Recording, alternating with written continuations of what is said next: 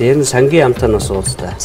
Сангийн яам чинь нөгөө 9 сарын 11-ээс хойш энэ дэлхийн бүх долларын гүйлгээг хянаад хаана террористуудын мөнгөийг олдог боломжтой болсон юм байна л да. Тэгэхээр одоо баяр долоон байшаа авлаа гэхэд тэр бол бүртгэсэн л байна. Хаанаас шиний мөнгөөр яаж авав?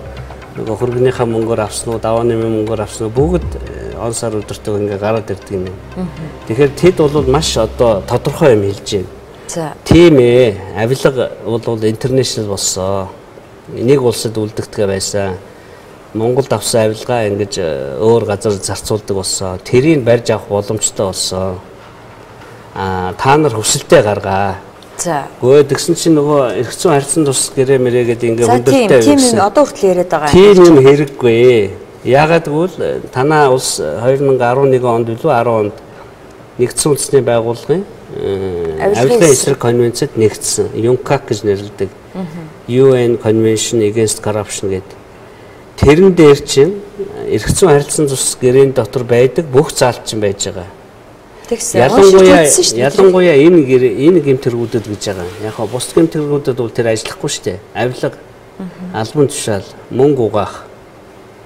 За улс орноосоо мөнгө хулгай хийгээд одоо яг энэ баярын тохиолдол шиг клептокраси гэдэг ийм үг байна л да. Ерөнхий сайд байж байгаа.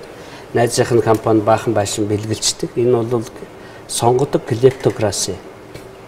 Албан тушаалаа ашиглан хөлж. Манайд бол одоо албан тушаалын гэмт хэрэг гэж нэрлэгдэг. Энэ дөрвөн төрлийн гэмт хэрэг дээр ямар ч улсад эрх зүйн харилцан тусны гэрээ байх шаардлага болсон гэж байгаа. Тэгээ манайхан мэдэхгүй байна гэсэн чи юу гэж дээ. Одоо ингээд нөгөө авилгатлаараа алдаршаад байгаа өрмийн улс шүү дээ. Авилгалтай тэмцэлээр. За тийм өрмийн бол маш сайн тэмцэж. Хэдэн зуугаар нь шорон тэгээл нуух цөхрөнг нь олж ирээд шүү. Өрмийн Монгол хоёр авь адилхан сургалт авсан бол яах вэ? Сургалт харин би таны урилганаас тийм сони юм болж уншсан. Би зөвхөн Монголд явуулаагүй наад сургалт. Монголд зааж өгсөн юм шүү. Зөвхөн Монголд биш.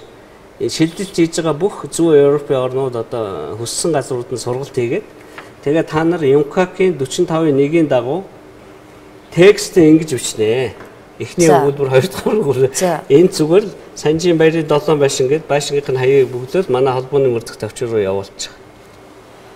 Манайх тэгээд одоо хүртэл тийм бичиг явуулаагүй юм уу? Хүртэл нэг ч хүсэл таашаач явуулаагүй. Тэгэд манай хин тэр сургалтанд суусан юм. Манай авилгатай тэмцэх газар суусан байна. Ерөнхий прокурорын газрынхан суусан байна. Тэгээд нэг биш удаа суусан байна.